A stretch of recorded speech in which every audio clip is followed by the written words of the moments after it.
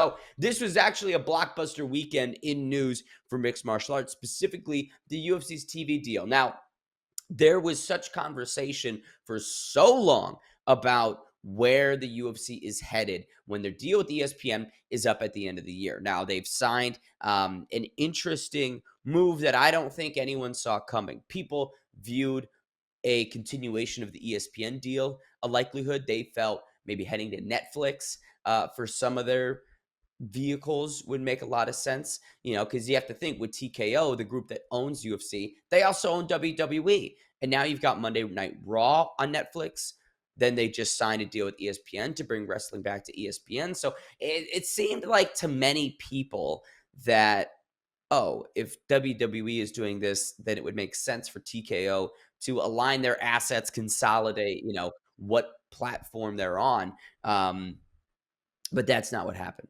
That's not what happened at all, actually. And in fact, it seemingly happened all very quickly. So the UFC, in a blockbuster deal, signs with Paramount and CBS. What? Very few people predicted this. In fact, I saw only like one or two on Twitter citing Paramount as a potential player because they just weren't viewed as a big platform. They weren't viewed as a big enough stage to hold the UFC, which, had been advertising they want $1 billion a year. Dana White was banging on the drum about $1 billion per year for this broadcast deal, which would be a massive scaling upwards and outwards of their previous one. And so most assumed the only places that would pay something like that would be a Netflix. Excuse me. Would be a Netflix or a platform like ESPN.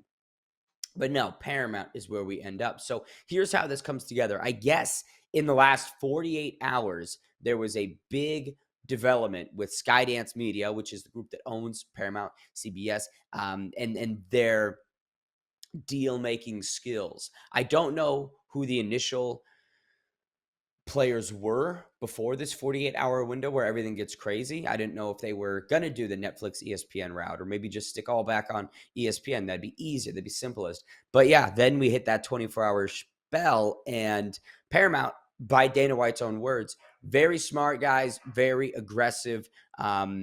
He said in a full chat with Pat McAfee that we're getting the brand, we're getting the reach, and they'll get the signups. So, that's Mark Shapiro, head of the TKO group. So they like, I guess, the opportunity to be on CBS, on Paramount Plus, drives the cost down for the fans. So if you think about it, in the previous years, it cost yearly $1,125 to legally watch all UFC-related content. That's including the pay-per-views. That's including the ESPN Plus subscription. And so that's kind of a hefty fee. It's very anti-consumer.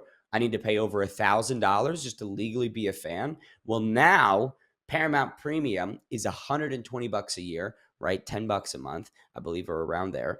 And so it's an incredibly more fan-friendly deal. In fact, Mark Shapiro is suggesting that even if you just have Paramount Plus, $12.99 a month, you'll automatically get all the UFC's numbered fights and fight nights. So now pay-per-view's dead. So anti-consumer practices gone. We're going consumer friendly, and now pay-per-view is gone. We're not going to ask for any additional money per month to watch these fights. So it feels like this incredible deal for both the UFC and fans, because who wouldn't want that, right? Ditching the pay-per-view model we've been asking for years. So in total, this is a $7.7 billion deal with Paramount, $1.1 billion a year. And this is what they're getting: 30 UFC fight nights and 13 of the numbered events, which won't be pay-per-views. They'll be premium live events, PLEs maybe.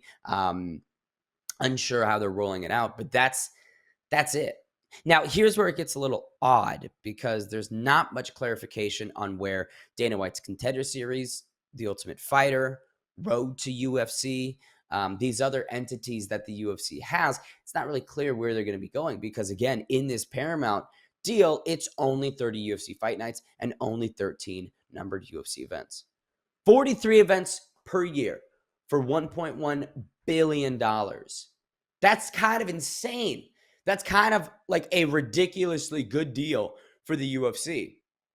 They get what they asked for and more, and they still have a ton of chips on the table to make other broadcast deals, make other income streams and arrangements for those pieces, which makes me question why Paramount is doing this maybe, right? Or paying this extreme extent. There was a thought, I don't want to say a conspiracy necessarily, but with Skydance Media, they've had this big public merger that they've been trying to do. And that has had some hoops and hurdles with the FTC. Now obviously, you saw that they canceled Stephen Colbert, who was quite vocal against the powers that be at the moment, and making some other moves. This one, indeed, to sweeten that potential merger that Skydance has. Right? Maybe this is we scratch the backs of all of these other people, and our merger gets to go through. How great that would be for business. Now that's a tinfoil hat conspiracy. I'm not suggesting that that's that, but something worth thinking about.